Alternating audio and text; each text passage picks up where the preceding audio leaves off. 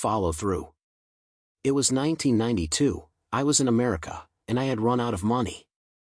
I had been working for Camp America deep in the Bear Mountains of upstate New York. My 6 weeks as camp counselor looking after the kids of the Bronx was over, and I felt extremely privileged and fortunate to have worked there. After another 3 months traveling the east coast of the U.S., I was back in New York and had 4 days before returning to England. 4 days to survive with no money and no way of getting any.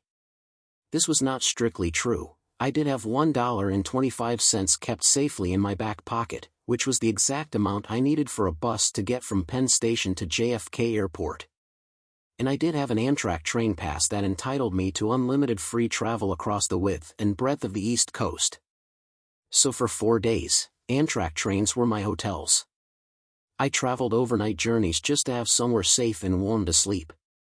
I lived off complimentary peanuts placed on the tables in the buffet car, supplemented by a box of Cheerios cereal I had bought previously. I would travel to Washington, then take the overnight train to Chicago, the following night from Chicago to Montreal. It didn't matter where. The Amtrak pass had cost £250. I saw it advertised on a Camp America leaflet, the do's and don'ts of traveling in the USA. It was ideal for my 3 months traveling, but I couldn't afford it. Instead, I took a risk. I had nothing to lose. I wrote out a check for £250 against my empty bank balance, and sent it away.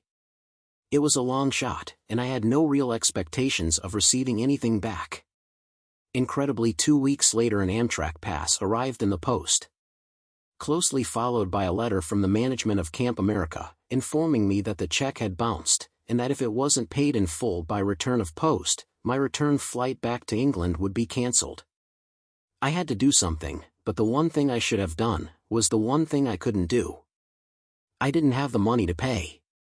As a last resort and banking on goodwill, I wrote back enclosing a £50 postal order, attached to a begging letter promising that as soon as I returned to England, I'd repay the remaining £200.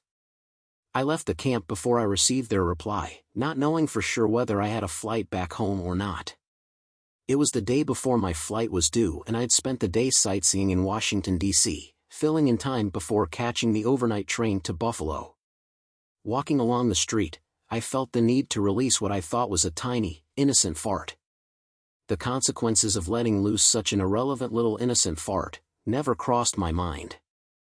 I'd been letting them loose all my life without any problems.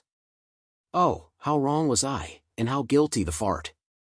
And considering that at this stage, I had been eating nothing else but peanuts and Cheerios, what was about to happen should really have been predicted.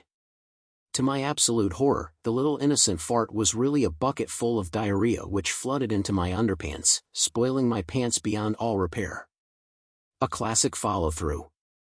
With my buttocks squelching against each other, with the smell of shit hammering against my scent glands, paranoia stabbing daggers into me each time I passed another person, I walked on with my head held high, my mind in turmoil, desperately wondering what the hell to do. I had to do something, and I had to do it fast.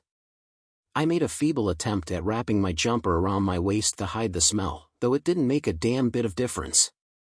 It was just at this point I was walking past the J. Edgar Hoover building, otherwise known as the FBI building.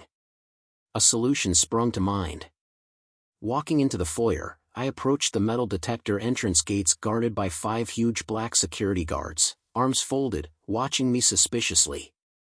I summoned the nerve and asked, "Good morning, gentlemen, would you mind if I could use your toilets, please?" followed by the best smile I could muster, under the circumstances.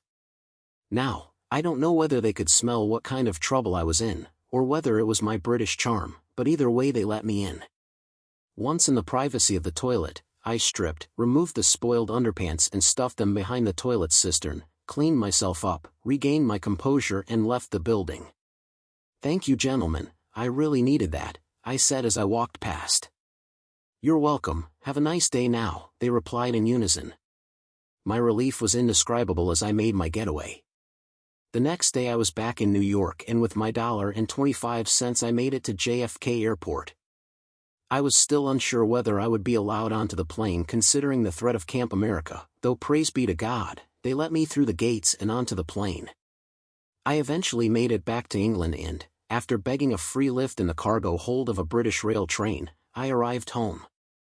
Alas, I must confess, Camp America never got their £200. I am more than ashamed.